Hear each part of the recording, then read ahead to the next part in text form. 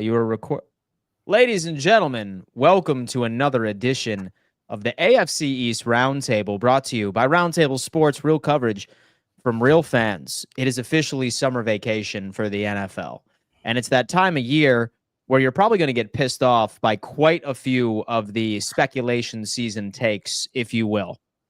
It's got to be time like where you hear random things like the Patriots are going to win the division and win a Super Bowl.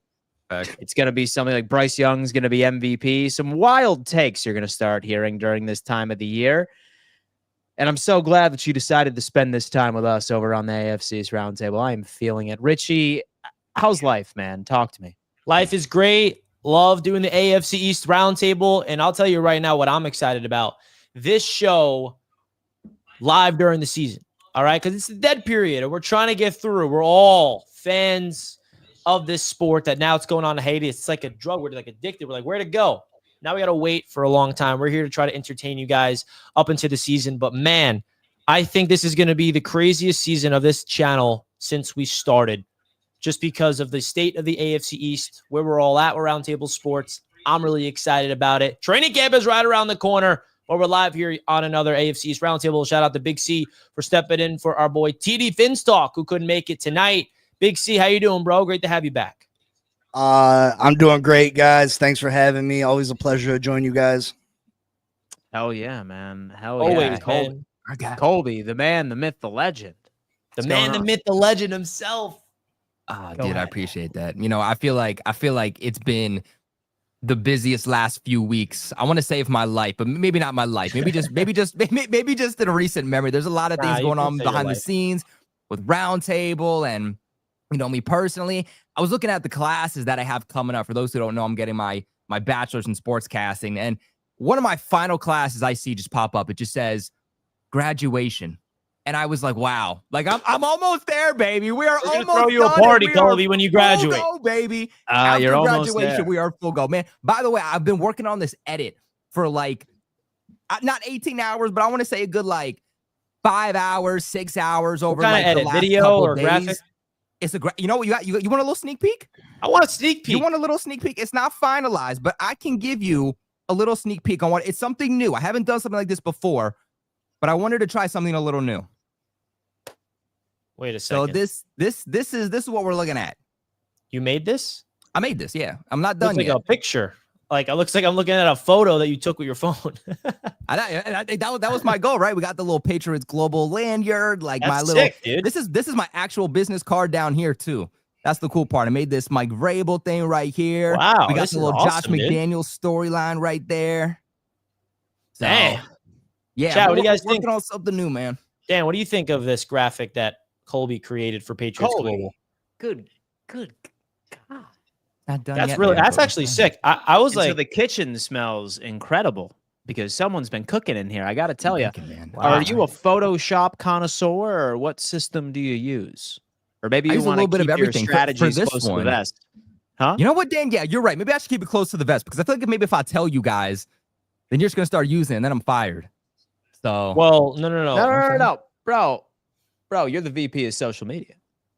Yeah, you're right. You're the director of social media, bro. What are you talking about, Colby? So I feel like we should change his title to VP. That's way cooler. Vice president. Well, that's the beauty of hands out a card that says VP. Right Please. That's pretty sick. I'm Colby Cochran. VP. No, that's actually an epic. That's an epic graphic that you made, Colby. I would love to pick your brain how you made that. That's pretty cool, pretty sweet. We're excited for tonight's show, guys. We got a new sponsor that we're going to talk about later on for today's show that we're really excited about. So stay tuned to hear about IndaCloud later on in the episode. But it's the off period. All the mandatory mini camps is done. We talked about a lot of things across the NFL and fourth and forever, but let's get deep into the trending storylines around each team within the AFC East. I want to kick it off to you first, Big C, if you don't mind. What's the latest stuff around Miami? How did mandatory minicamp end? And what's the taste? Because there's a lot with the Miami Dolphins. We're still waiting for that Jalen Ramsey trade. We're still seeing what happens with Jonnu Smith. Is Mike, like, there's so much storylines and like unfinished stuff that the front office got to take care of before the start of training camp. So what's the latest coming out of Miami? Well, that's the thing right there is the Jalen Ramsey thing and the Jonnu Smith thing, which direction this Miami Dolphins team is going to go in. Are they going to give Jonnu more money? Are they going to re-sign Zach Sealer? Because Zach Sealer, he wants his pay. He's been a great player for us. He is like the 32nd or something ranked defensive tackle in the league as far as pay, and he's outperformed that. And then Jalen Ramsey, obviously, it's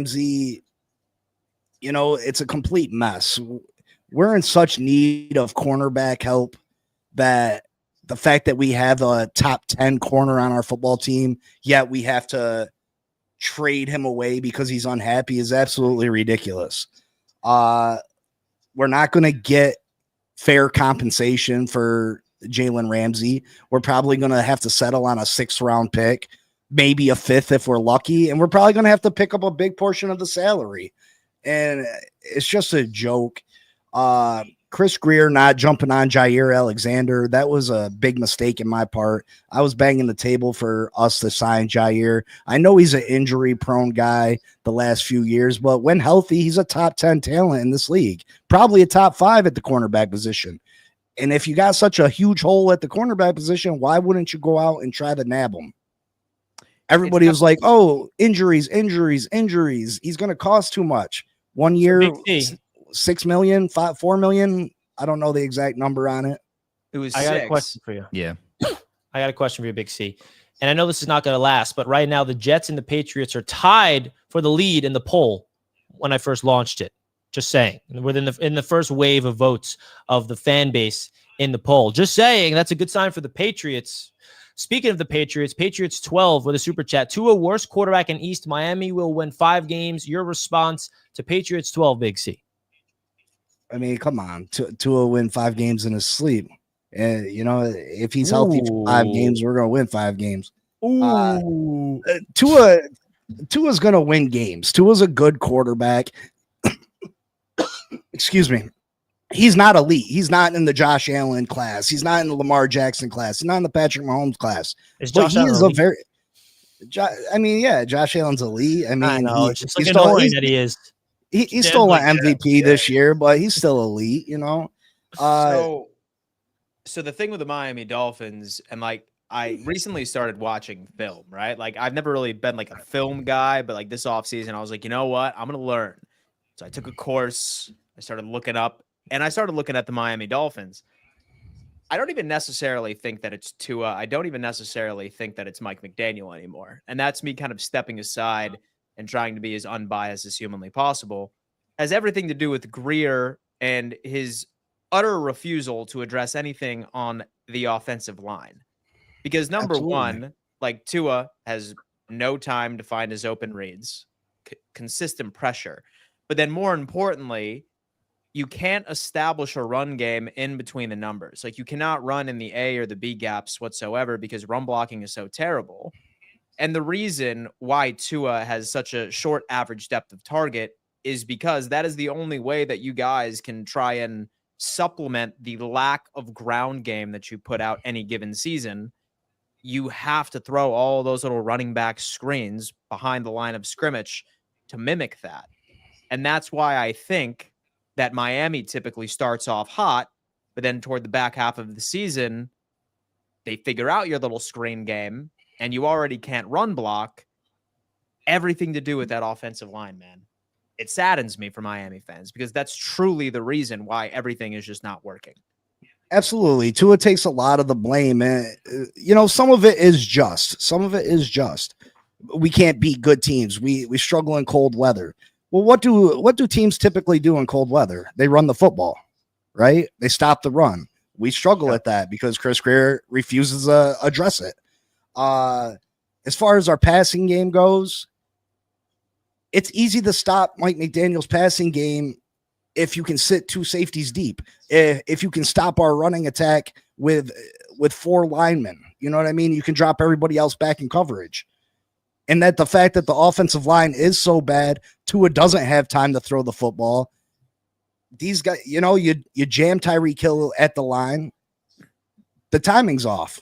So everything does go with the offensive line. And I see in the comments people say, oh, well, Tua had the second lowest pressure rate last year? Well, it's because he gets rid of the ball so fast.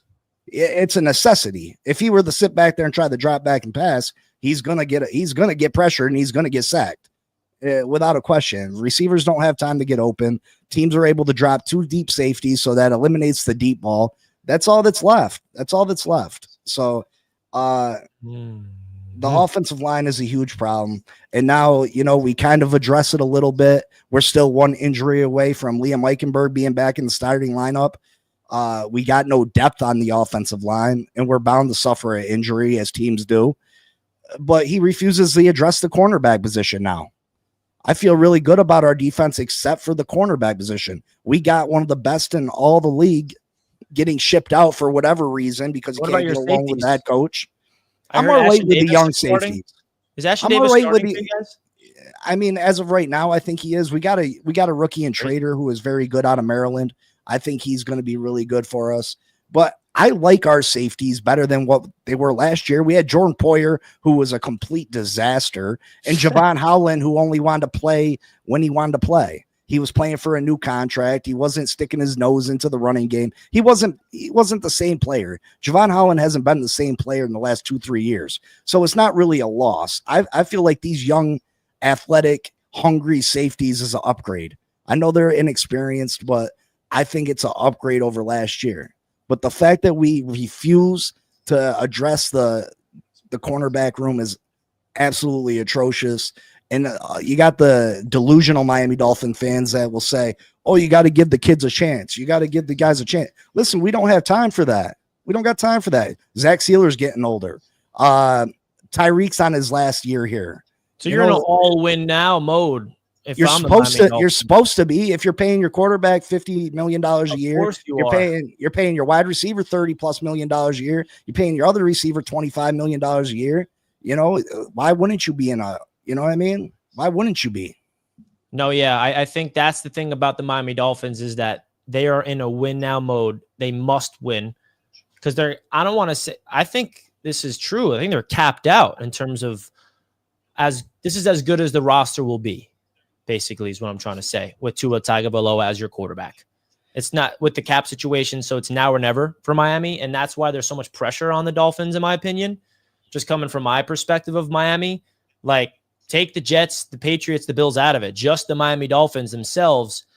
This is the season where it needs to click and make that playoff run. Because if it's not now, when? And if it's not now, I think there's going to be an explosion that happens within the team, which is in a firing of McDaniel, firing of Chris Greer, wiping it clean. And I think what the owner is doing with Miami is giving this pairing of Daniel and Greer one more season. That's how I look at it. It's one more season. If it clicks, then finally we figured it out. If it didn't, they're on the hot seat. Chris Greer is the problem, like Dan said. He is so delusional. And he's so cocky that he wants to be the smartest guy in the room all the time that he lets the team suffer over it. He lets the team suffer. Why would you not go out and try to sign Jair Alexander when you have a bunch of unproven guys? And from what I take from the beat writers down in South Florida is that this cornerback room is getting beat consistently, and Tyreek's not even there. They're getting beat up by Jalen Waddle. They said Jalen Waddle hasn't dominated practice in the 4 years prior to this year, and now he's out there dominating. Why is he dominating? Now you want to connect like the quarterback room in the AFC East. The Miami Dolphins easily have the worst, and I would argue in the NFL. Oh, in the NFL for sure. Wow. And keeping it in the division, I would say the Jets, Patriots, and Bills. That's one of the strengths of their teams is that position. Yeah, so that's just in terms of within our division. That's an interesting whole. Colby, your thoughts of Miami before we kick it over to another squad about everything we're talking about regarding their concerns. Yeah, I mean, I don't want to say that this is the best that the roster can get because I think they have pieces on offense, and I think that they have enough to get it done, but I think that they haven't focused on the most important thing offensively outside of the quarterback position, and that is the offensive line. I have this saying on my channel, and I live by it. It's that the offensive line is like an engine to a car, right? If the engine to your car is messed up, it doesn't matter what sexy pieces you add. You can get a new paint job. You can add the dye on the dashboard, but it don't matter if that car don't move. And that's exactly what I think of with my New England Patriots, and even it's reminiscent now talking about the Miami Dolphins, is you can have the quarterback, you can have the star wide receiver, you can have a great running back core with a bunch of guys that can run 4.3s and 4.2s, but it don't matter if they're not going to get blockers up front. I think that's the biggest problem for the Miami Dolphins offense, right? If you can just get an average to slightly above average offensive line, I think you have enough pieces to where your offense can be consistent. It can be elite. You're going to protect your star players, but right now it's just so mush. It's so inconsistent. It's full of guys that really aren't starting caliber players in the league, and that's hurting them. And then on the defensive side of the football, you have a bunch of nobodies. You don't have a good defensive line. You suck in the trenches. You have to have good trenches if you're going to compete in today's NFL. Think about some of the best teams in the league. The Philadelphia Eagles, the Detroit Lions, the Baltimore Ravens, if you want to throw them in, even the Buffalo Bills, like those are teams who dominate in the trenches. And Mike Vrabel said that best himself, right? Games are won in the trenches. If that's something that you don't have, you're just not going to win football games. And I think that's where the Miami Dolphins are just lacking the most right now. Could the Dolphins finish? I think our defensive line is going to be all right. Like we have Kenneth Grant coming in. I think he's going to hit the ground running. You got Zach Sealer. You can have, I mean, if Chubb's back healthy and Jalen Phillips is back healthy, I think you got like a three-headed monster as far as getting after the quarterback with Bradley Chubb, Jalen Phillips, and Chop Robinson. I think that's going to cause opposing teams' offenses a great deal of trouble. So I think we're good up front. I like our linebackers. We got the young safeties. It's really the holes at cornerback that are really bothering me. And good teams with great quarterbacks are going to be able to eat our lunch. People are like, well, I can't wait for the showdown with Cincinnati. Joe Burrow with Jamar Chase and Higgins are going to eat them alive in the corner. I don't care how much pressure you fling the ball up to one of those great receivers. They're going to make you look foolish. And they can't sit here. What's your answer? Rasul Douglas, Asante Samuel Jr., who wasn't even great before the injury, and now he's got a neck injury. Like, what's the answer?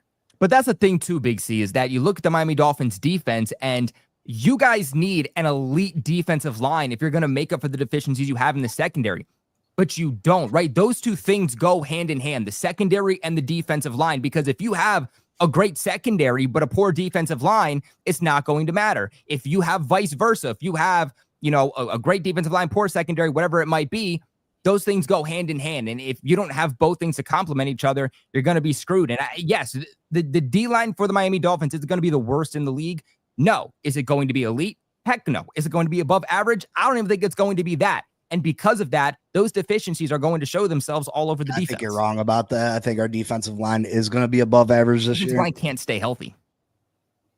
I mean, who can't stay healthy? The pressure's Grant. not going to matter. The pressure's not, anything you do on the defensive line isn't going to matter because you're not going to be elite, and your secondary is so poor that the pressure's not going to affect the quarterback. Yeah, I think it's going to help, but it's not going to be a difference maker. And can we also realize, this is the last thing I'll say about Miami, their defense could be good, it could be whatever, but what's going to make or break their success is their offense. That's their identity. That's what Mike McDaniel's there for. He was there to have an electric offense. I think the only way Miami makes the playoffs and exceeds expectations is if Tua takes that next step. And that's really on him to stay healthy and not just put up stats, but win big games. And if Tua starts winning big games, that's the guy we should be talking about. The secondary, the corners, all that stuff, that's not a big deal in my eyes compared to Tua, because he's still unproven in my eyes in terms of an actual quarterback in this league to take serious until he does it. You look at the stats, they're great, but they're empty stats in my eyes. They're not winning stats. He's got to be able to get over the hump, win that late playoff game, win a playoff game, number one. That's really what you got to do if you're the Miami Dolphins with Tua, with Mike McDaniel at the helm. So we'll see. I think it's going to be an interesting season for the Miami Dolphins. And let's move on to the New England Patriots. Let's go Patriots Global on stage and talk about these Patriots. What's the latest you're hearing out of New England after mandatory minicamp? New identity being instilled with Mike Vrabel. Got a lot of new players that are in here. Everything's new. Everything's fresh with a year or two quarterback coming on in, trying to establish himself in the league as a legit guy. What's the latest you're hearing from New England? Yeah, definitely the big storyline that I think is left here for the New England Patriots is certainly on that offensive line. And unfortunately, with these spring practices, that's just something that we are not going to know until the preseason, until the pads go on in training camp, because there's no pads in spring practices, right? There's no contact. More specifically, left guard. I think every other position on that offensive line, for the first time in years, which is crazy to say, but for the first time in years, we actually know who's going to plug in from a starting perspective. You know that Will Campbell is going to be your starting left tackle. You know that Morgan Moses, he's going to be your starting right tackle. You know that Michael Onwenu is going to be your starting right guard. And you know that Garrett Bradbury, the veteran Minnesota Viking or former Minnesota Viking, is going to be your starting center. The big question comes on in who's going to start at left guard. And I actually think that that is a much bigger piece than it's being given credit for. Now, the Patriots have drafted a plethora of guys. They've drafted about somewhere between 5 to 8 guys in the interior of the O-line since 2022. So with that being said, they have more than enough bodies to figure out, can they at least get average play from the starting left guard? But one of the biggest investments, probably the biggest investment they made this offseason, was with that 3rd overall pick, was when you went with Will Campbell, right? Over on the left side. And he's going to struggle a little bit. He's a rookie. He's going to have that welcome to the NFL moment. But with that being said, one of the biggest ways that's going to help him is if you have a left guard that can anchor for him. Because if you have inconsistencies over on that left side, over at left guard, now Will Campbell is having to compensate not just for his position, but also for the guy next to him. So I think the biggest storyline, the biggest question still left for the Patriots to solidify that offensive line, which is pivotal for Drake May and the success of not just the offense, but the success of this team, is figuring out who that left guard is going to be. Other than that, I mean, the defense is absolutely dominating. Christian Gonzalez is dominating in practice. He's been locked down. The defensive line looks really, really good from what's being said. And I actually think that the bread and butter of this Patriots team is going to be on that defensive line. You have veteran edge rusher Hail Landry saying that this is the most confident he's ever felt in his entire career, saying that this is the best defensive line, the best defense that he's ever been able to pair up with. So there's a lot of excitement. There's a lot of hype. There's a lot of focus that's going on with this team, but it's going to be led to you by Christian Barmore and Milton Williams. These are both guys that have been in PFF's top 10 in terms of pass rush over the last few years. They're going to dominate from the interior. And it's one thing to have good edge rushers, right? They collapse the pocket from the outside, but a quarterback, if he's good enough, if he's smart, he's going to step up into the pocket, still deliver a throw, or at least throw the ball away. But when the pocket collapses from the interior, there's nowhere for that quarterback to go. He's throwing off his back foot. He's throwing picks. He's getting sacked. He's making a bad decision. It's one of those two things. So I think what the Patriots have is going to be really special from a pass rush standpoint, having what I think is going to be the best duo, at least one of the best duos in the NFL from a defensive tackle perspective. Yeah, a lot of interesting things coming out of the New England with the defense, the defensive line, a lot of new additions. I think that was broken down beautifully. The trenches is where it starts, and that's the identity that you got to absolutely take advantage of. Dan, do you think the Patriots are good enough in the trenches alone on offense and defense to make the noise? Because I think that is what's going to make or break their success and, of course, help out Drake May fulfill his potential and support him. So we're going to see an improvement, right? But where they were last year in 2024, that's typically a 2-year project as far as really being able to get everything situated. A lot of youth, some new pieces via free agency. That's not something that you can fix in virtually one offseason when there were so many holes in the first place, unless, of course, you're the Chicago Bears, who somehow did it, right? But while I see the Patriots being better, I do still think Drake is going to be going through some struggles, especially when he goes up against some of the more talented pass rushes, within the NFL. Same thing I think could be said about their wide receiver room. Solid additions thus far, but I still think that's another year away to where not only I feel the Patriots will be satisfied, but Drake will be satisfied as well. It's that defense that has me really high, right? I think this is going to be a team, and I'll continue to go on record and say that I think the Patriots will be the 7th seed this year in the playoffs. I think they're going to be taking the model that Pittsburgh has taken for the past couple of years, where, yes, their offense can score points here and then, but for the most part, like, you were going to see that defense really win them some games. That's kind of my thought of how I see New England going into 2025. Yeah, I think the defense is going to be their backbone. And My question about the Patriots was the narrative last year was what? Drake May had nobody supporting him around him. Did the Patriots do enough this offseason? They got better, of course. There's no denying it, but is it enough? No. Is it enough? Like I'm looking at their unofficial depth chart right now, and I'm like, oh yeah, Drake May's excuse as a rookie. Didn't have anything around him. What do you expect? Well, now who does he have around him? They brought in Diggs coming off an ACL. They drafted Kyle Williams. We'll see. Still got Demario Douglas, pretty much the same receivers. Kayshon Boutte, Jalen Polk, Javon Baker, like the same guys. Both of which probably running back room is the same. There's no addition in the running back position.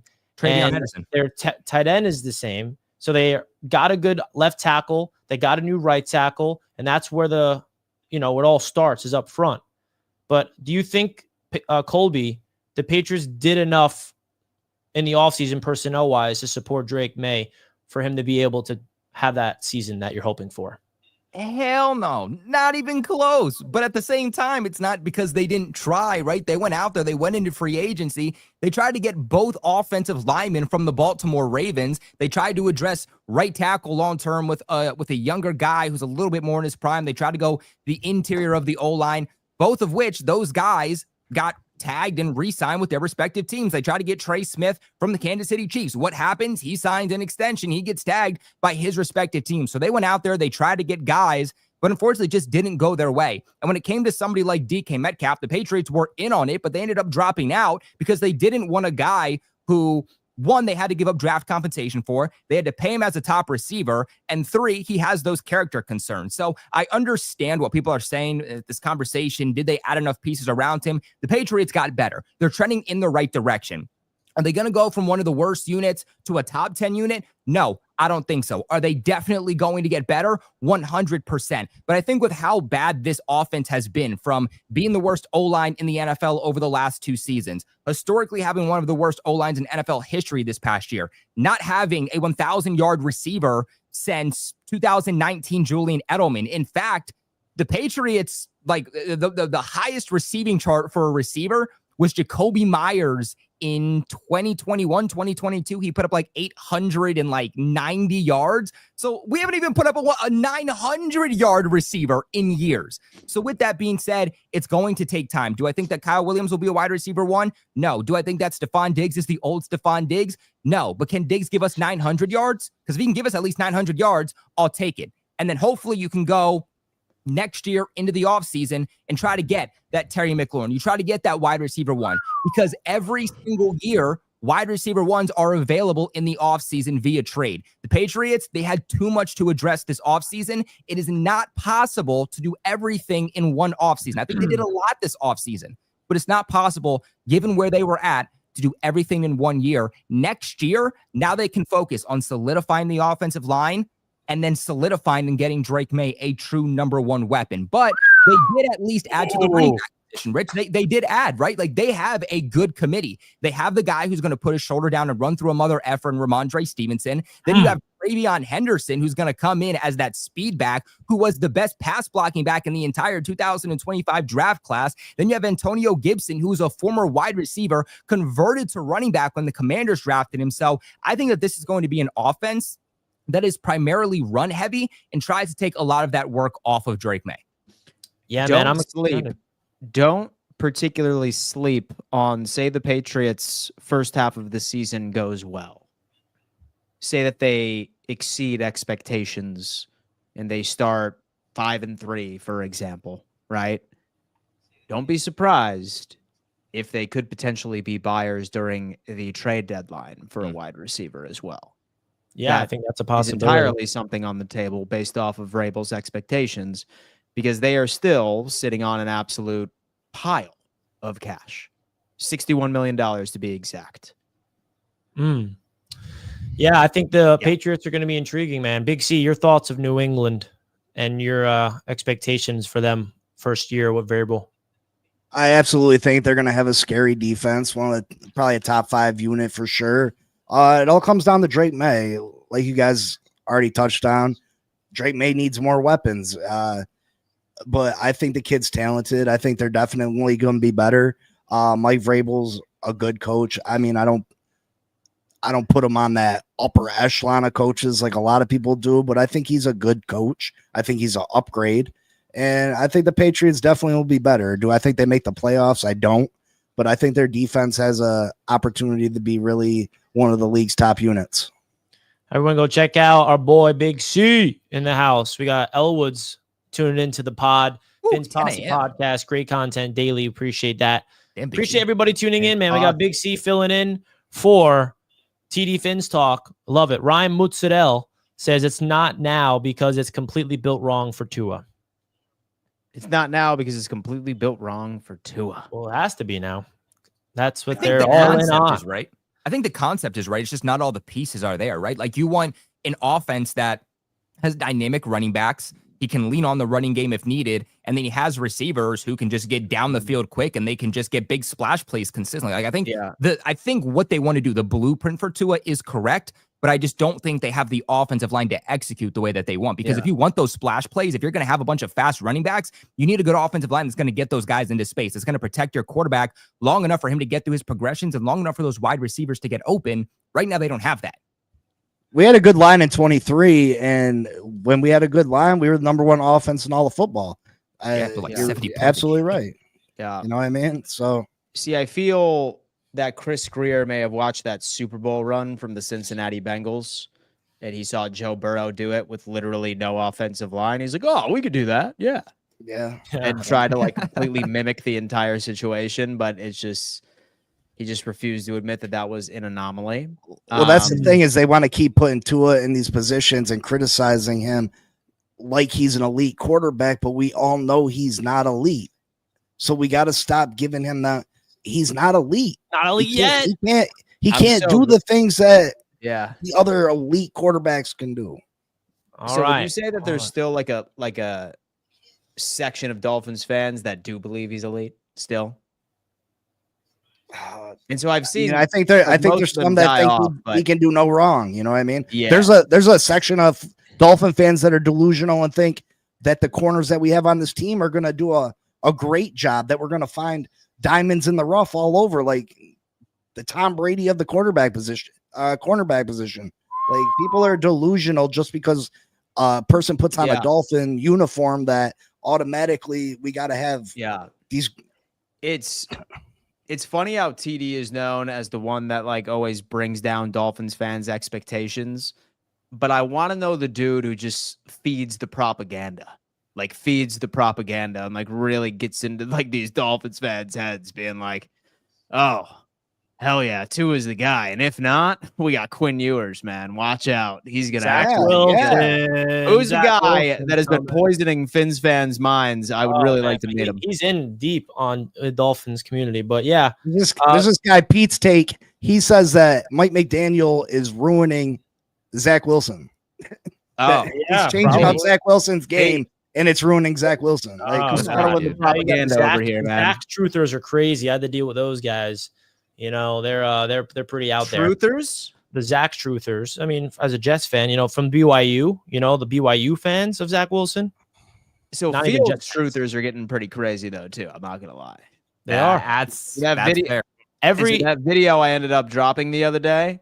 Like, man, like you're like seeing some people come in there that are from Chicago still, like actual like Chicagans. Hey, maybe they're right. Maybe they're like, the Bears are so bad around him. Or like, Bears are so bad around him, just give him a chance. You're wrong. Well, Dan, you know what I think the problem is better than anybody, Chicago fans. Yeah. I think that people have a hard time separating good human being versus good player or good football player. Absolutely. Or talent. Like Justin Fields, I think that is a great human being. Always thought that. Transition to the NFL, maybe he's not a true starting caliber quarterback. Maybe he's a bridge quarterback, which is completely okay. The NFL needs those guys. Yeah. But I think people get it mixed up to where because he's such a good person, you don't want to accept that maybe he's not what you think he should be as a quarterback. I think it's the same thing with Tua.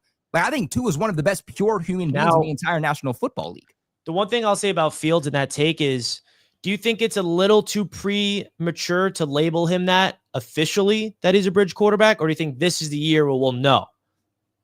I'll give him one more chance. You know, this is the year where we're going to know who Justin Fields is. Yeah. He's a bridge quarterback, backup for the rest of his career, or he's a starter. I think this is the year we're all going to know the mystery of Justin Fields.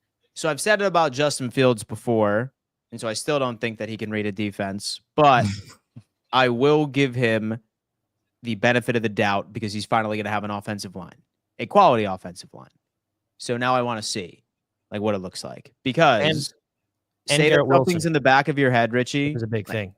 Say that something is in the back of your head that your offensive line is absolutely trash, and there's a 90% chance that you're going to get laid out in your blind side. Yeah, I'd probably be a little erratic when I was going through my progressions as well. But 100%. We'll see. Yeah, it's all upstairs. It's all upstairs with him. But just going on that take that you said, Dan, that there's a lot of Bears fans, nobody knows a quarterback more than the team that drafted him. That's like me with Sam Darnold. I believed in Sam so wholeheartedly and still do because I knew I saw something in him. So when I see him succeed in Minnesota, I'm like, see, I knew that was in him. That's how Bears fans feel about Justin Fields right now. They're like, we know there's something special with Fields. We just couldn't get the most out of it. We know he's capable of it. I'm just speaking it from the delusional Chicago Bears fan that loves Justin Fields. And I hear you. I see it. I know that feeling. And in a world where, say, Drake May, hypothetically, maybe he doesn't do as well, he goes to another team and he balls out, I'm sure Colby will be happy, right? But that's not going to happen. He's going to be your guy long term. But let's get into, before we go into the New York Jets and Justin Fields more in detail, we do have a proud sponsor that we are excited to have for tonight's show, and that is IndaCloud, folks. You may be wondering, what is IndaCloud? Well, IndaCloud actually makes legal hemp-derived THC products that are actually good, and I can tell you from experience myself, the mystery edibles you're always used to and you get a little sketched out. No, that's not it. We're talking gummies, vapes, and pre-rolls that are strong, tasty, and get the job done. And they were able to send me some, man. They got awesome IndaCloud candy, the dope rope. It's hemp-driven products. And listen, I can tell you, speaking from experience, it's a great thing. It is a great thing. If you guys click that link at the top of the chat, you guys can get 25% off using code AFC East. Folks, we got an official hemp partner, and I'm excited about it, man, because I'm not going to lie. They sent it over. I had to try it out, and what I used it for personally was to get locked in, to work. And I was grinding. I was getting very creative, and I sometimes make intentions when I, go with THC hemp products, and it really was awesome. They have 50,000 happy customers, all right? The products are vegan, lab-tested, and actually delicious. They got grape soda edibles here. They got strawberry colada, which is like a rope. I don't know. They got everything you can imagine, including gummies, and my personal favorite, pre-rolls, like literal pre-rolls that get shipped to you. Okay, so there's no sketchy packaging or anything. They've got different THC levels. So if you float or fully launch, offer to numerous different effects. All right, numerous different effects. And I was about to ask that. Yeah, there's I was about to ask that because Richie, he texted me the other day. It's like, Dan, and so I took one of those gummies, bro. I'm locked in, and so 100%. I built an application. And I found some solutions to what I believe is the cure to cancer. I'm just kidding. No, but he's actually right. I literally thought of an idea for a Jets video that's in production, by the way, now, after that idea, after I took the gummy. And I said to myself, wow, this really sparks creativity. And I'm someone that likes a sativa that sparks that. And that's exactly what it did. And I thought of a whole Jets video that's going to be a production documentary style. So stay tuned.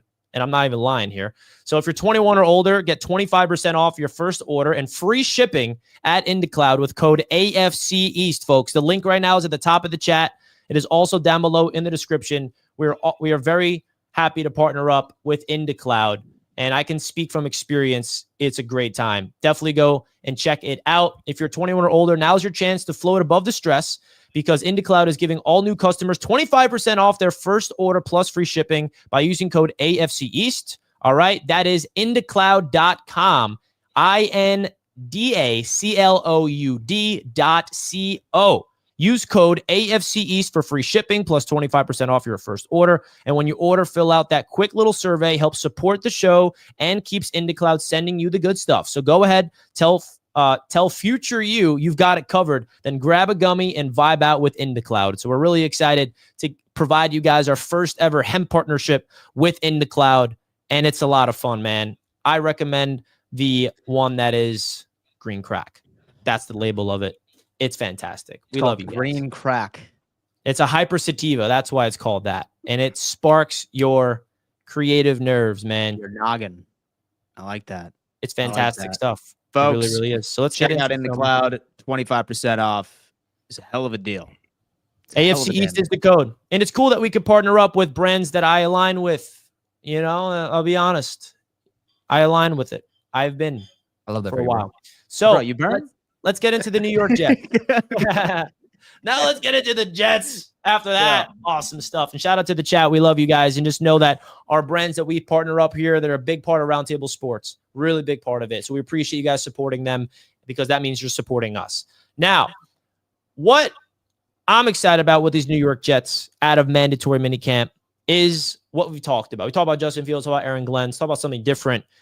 There's a report, some rumors circulating about Breece Hall getting traded. And that's something I want to talk about because that's definitely some speculation and pretty drama driven, if I would say. The report from ESPN was if the New York Jets are not competitive by the trade deadline, the Jets could consider trading him. Now, this is where I look at this. First of all, Aaron Glenn told Breece Hall, we're not trading you when his name was in the trade conversations by the draft. And you may be wondering, why is Breece's name getting brought up in all these trade rumors? It's very simple. His contract, his business, it's business. He's got 1 year left on his deal. Everybody's saying extend Garrett Wilson, extend Garrett Wilson. Well, and Sauce Gardner, they both got 2 years left in their deal. Breece got 1 left. He's entering his contract year.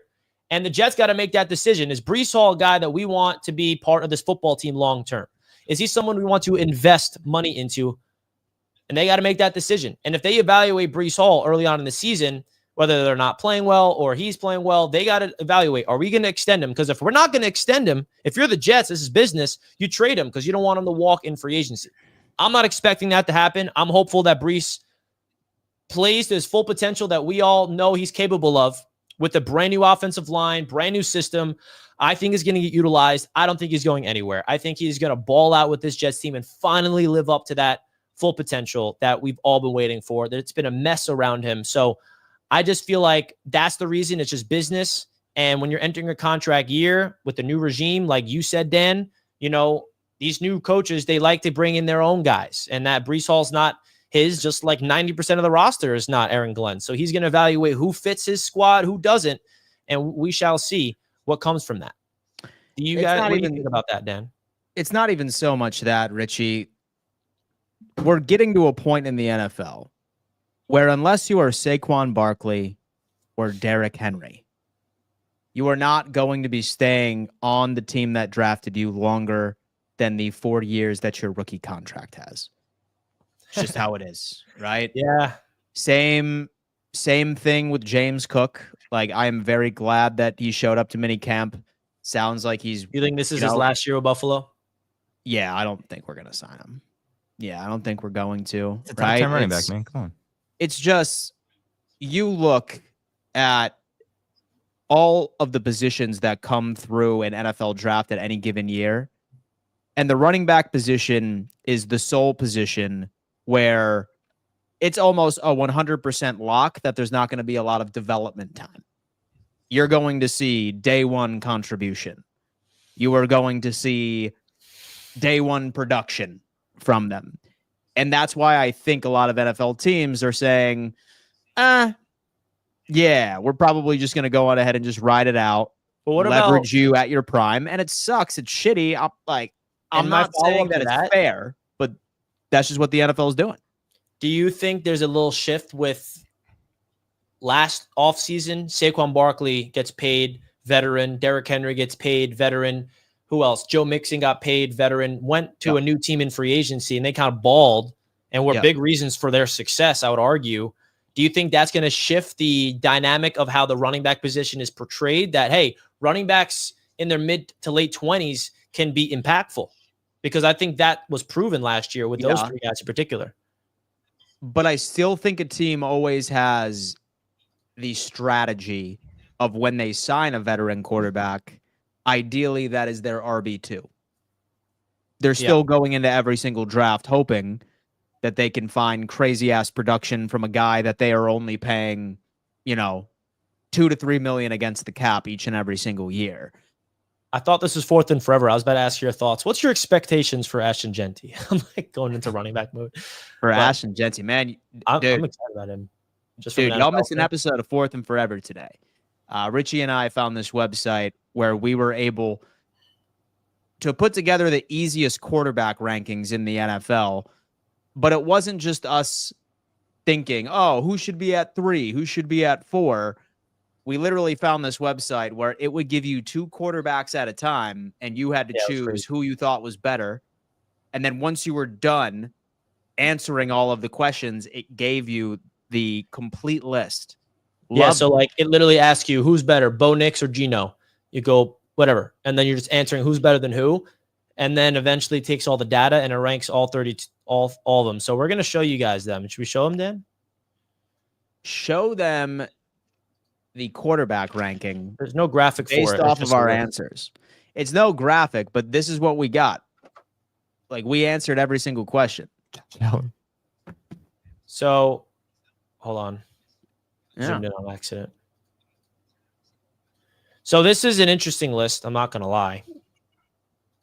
Because it's like accurate, but there's some that you're going to notice in this list. Like, that makes no sense. Like what, but let's let you find that yourself.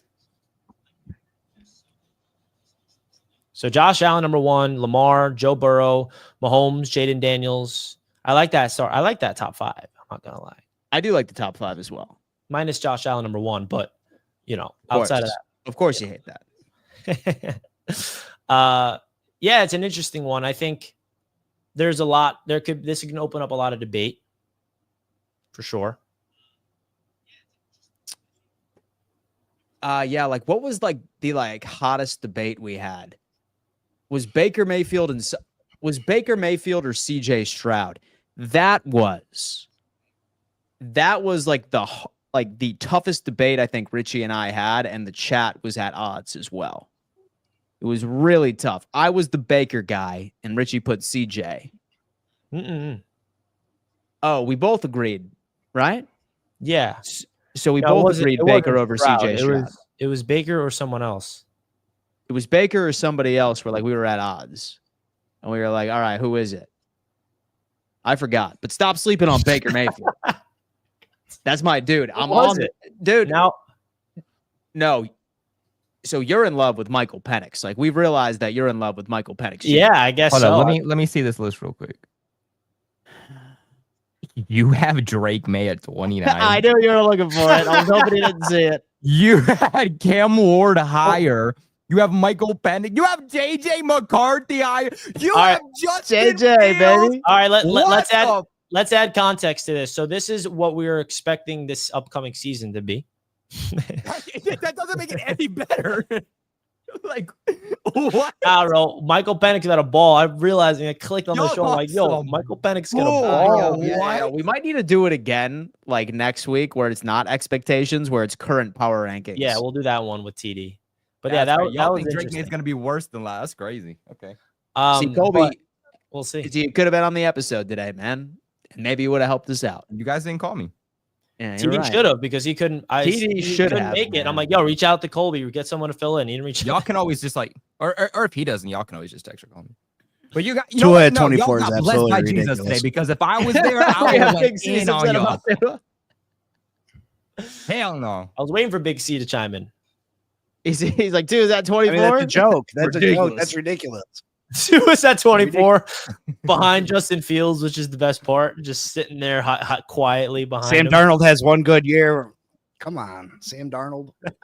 It's crazy. Oh, he's gonna light it up in Seattle. Sammy D. Man, that was a lot of fun, man. We're gonna do a lot of that. Make sure you guys y'all didn't post that anywhere, because that's the type of thing you see. You ate too many gummies. That's the type of thing you see on TikTok or Instagram, and the comments are all like, well, lists aren't for everyone, non-ball knower, hashtag non-ball knower. Yeah, I don't know if we're posting that, but we'll see. Well, Dan, what's the latest on the Buffalo Bills, my friend? Man. So the latest on the Buffalo Bills, man, is all but speculation, right? And the biggest speculation I have here is everyone's really pumped about Josh Palmer and Elijah Moore. It's all about the upside that they bring to the table. But as far as box score stats, really not translating much. So I think both of those players from the wide receiver era or area, it's going to have to be a wait and see type situation. Like Buffalo has definitely had their share of players that have been in similar situations, like Smoke John Brown from the Ravens. He was wide receiver 3 for them, never cracked 600 yards, but then he ended up going over to Buffalo and all was well. I think we're hoping that Josh Palmer can do the exact same thing, where he was very much so a wide receiver 3 for the LA Chargers, has a solid route tree, but just wasn't opened up enough. So I think now we're just kind of waiting to see, are all of these guys that we signed with upside, quote unquote, really going to deliver? And I know that Richie's always been high on Elijah Moore. So I'm hoping that he could also be our vertical threat guy. There has also been. So I don't think Elijah's a vertical threat. No? Why is that? That's not his game. His game is more like he'll route you up and create separation. Chain mover, like and like in between. Chain mover. Yeah, like he'll get you on a little dig. Like he's not gonna beat you with pure speed. Like he's not a pure speedster. Yeah. He's fast when he turns the burners on. But his role, and maybe the Bills can unlock that version of him. But like based off of what him coming out of Ole Miss was, and what he did with the Jets, and even with Cleveland, it was more like that sticky guy that can just, slot receiver, kind of get open over the middle of the field type of guy. But it's definitely interesting because so we're looking for like someone that can play out in the perimeter, or the X, if you will. But it sounds like that, like we've really been mixing him in right out of slot and also right out to the perimeter as well, which is something Joe Brady's come out and he said, he's like, yeah, like I don't want a true X. And so I want everyone that can run out of the slot. I want everyone that can run out to the perimeter, which would make it a bit more difficult for defensive coordinators to plan against. One big storyline that came out as well, Keon Coleman actually took the podium and he was saying, yeah, I watched my tape from last year and I thought that shit was trash, quote unquote. Yeah, we all thought that, buddy. Yeah. So, but I did end up looking into it. And so I found out something that I'm not sure a lot would have noticed. Coleman only ran 3 routes all season. Like 90% of the time he ran 3 routes and 3 routes only. Now, whose fault is that? A fade route, a slant, and a go. Or a comeback. That was it exclusively. They didn't send him everybody. Like sometimes some mesh concepts were there, but those 3 were his bread and butter. So people were going out and saying he started off so hot at the beginning of the year, but then he got injured and he came back and he was nothing. I wonder what it was. I found the answer. It was because defensive coordinators are smart. I'm sure when you play somebody random on Madden, eventually you're going to figure out that they're quite literally just rotating between 3 to 4 plays. And I think defensive coordinators started picking that up. So he's never going to be a guy that gets separation. When are you going to realize, Dan, that Keon Coleman was carried by Jordan Travis? Now that Travis is retired, that it was Travis that made Keon Coleman look great. Maybe it was. Jordan Travis was a baller. But so I remain optimistic, and I'm very interested to see whether or not that he could expand his route tree. Granted, and there are certain routes that I don't think he would be solid in running because of his lack of speed. He's more of like a contested catch guy. He did end up, sort of hurting his wrist. So I think that there had to be a bit of like lack of confidence, but I don't know, man. It's all just speculation too. Like we're like sitting here, like thinking like, what's Joey Bosa going to be about his first year back in Buffalo or in Buffalo? Is he going to play a role? Like, what are some of the rookies going to look like? Is Max Harrison going to fill in at CB2 immediately? Does Trey White still have it? So many questions. When are the Buffalo Bills going to eventually, are they ever going to just go all in, mortgage the future for one season behind Josh Allen and just go for it? Because I see the same thing from the Buffalo Bills every year. They dominate the AFC East. They get to the playoffs, and then, maybe they win a playoff game, but they end up losing to one of the top teams, usually the Kansas City Chiefs. But when are they gonna finally back Josh Allen? Because Josh Allen is so great that with such just minimal playmakers on that side of the ball, like, go get this guy some weapons, mortgage the future, move contracts around, do what you got to do to go get him some supporting cast on the offensive side of the ball, outscore people, and win a Super Bowl for the city of Buffalo. Yeah. When are they going to do that? Because you only need one. One Super Bowl will do so much for them. So much for the Buffalo Bills. And so I'd say it's a lot easier said than done, right? Like, really, like, not a lot of winning has been done in the AFC unless your name is Patrick Mahomes and Andy Reid. So a lot of teams in the AFC are having that same issue. Biggest thing I saw from Buffalo Big C for the past couple of years had to do with quality of depth on the defensive side of the football. Like, as far as our starters, solid. But unfortunately, like, when you ended up getting that next man up due to an injury, like I would compare it to like going from a player on Madden with a 92 overall rating, but then the second guy was like a 68 overall. Massive drop off. So if you feel good about the offense, do it to the defense then. Yeah, most definitely. You know what I mean? Like, if you're good with the offense, do it with the defense then. Whatever you got to do, mortgage the future to get him the supporting cast that Josh Allen needs, because Josh Allen can damn near be your whole offense with his running ability, his passing ability. You go get him one real reliable target and stack the defense for him. Do what you got to do. But I feel like Josh Allen's getting wasted to a point, because every year we're going into the same thing with the Buffalo Bills got around the same team, and they're going to look great. They're going to win probably 13 games, 14 games. Yeah. But when it comes down to it, chances are they're probably going to lose to the Chiefs again, or they're going to lose to the Ravens. I mean, the Ravens out there making moves. Right? You got Jair in the playoffs. All right, we got to own those guys in the playoffs. Maybe, but they're making moves. They're making moves. They went out and got Jair, and if Jair can stay healthy, that's an upgrade. Yeah, but so largely has to do with the fact. So we have done all-in moves before. Like, we ended up signing Von Miller to that ridiculous contract, and 2 years ago we had like $5 to spend in free agency. So we've made those moves. But like, as far as like doing like an LA Rams or doing like sort of one of those situations, exactly what the Rams did. Even if I wanted to do it, I don't think the ownership of Buffalo would do it, for one reason, because they also own this organization called the Buffalo Sabres.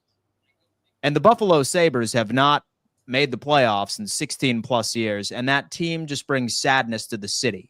So I think the owners look at Buffalo and they're just like, all right. And so we have 2 playoff games a year. We're making a lot of money. I'm not going to mortgage the future and potentially lose and then go back into that Sabres-esque type era.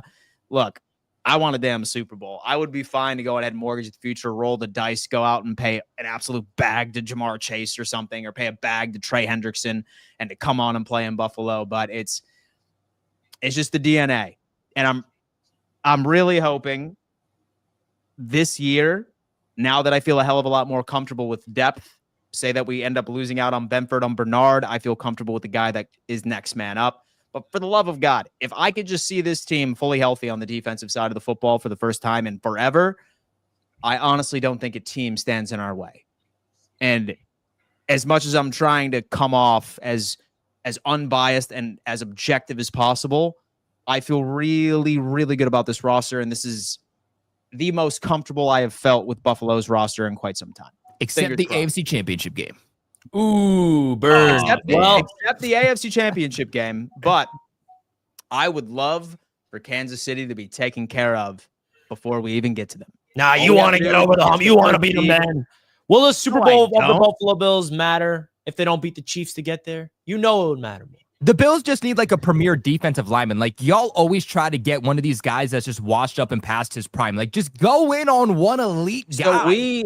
So we haven't had a player get more than 10 sacks since before Sean McDermott. since before Sean McDermott was the coach. And he's been the coach since 2017. Well, you win games. I think this is Super Bowl or bust for the Buffalo Bills like it has been the last few years. Well, folks, thank you so much for tuning into the AFC East Roundtable tonight.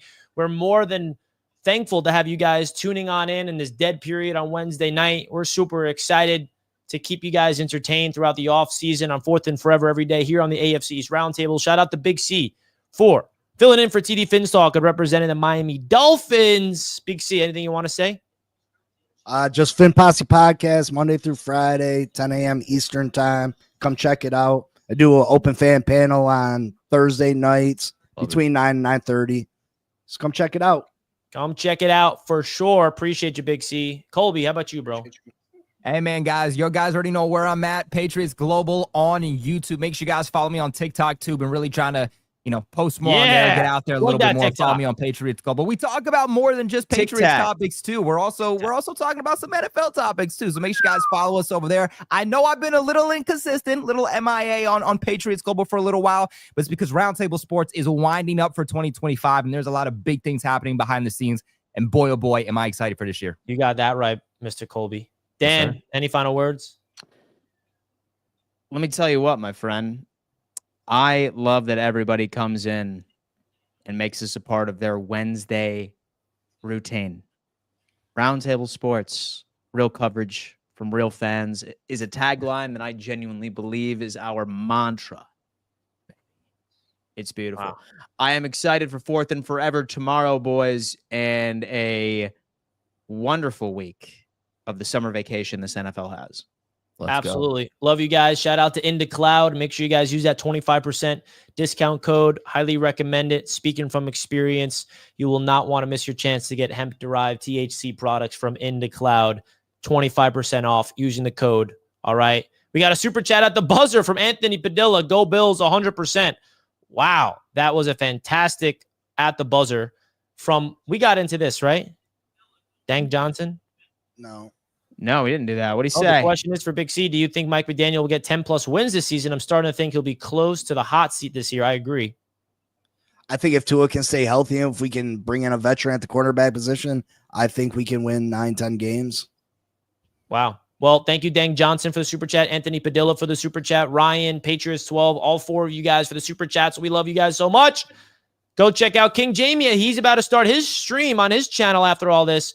Everyone can call into his channel. Go check out King Jamie. Appreciate you guys. Much love.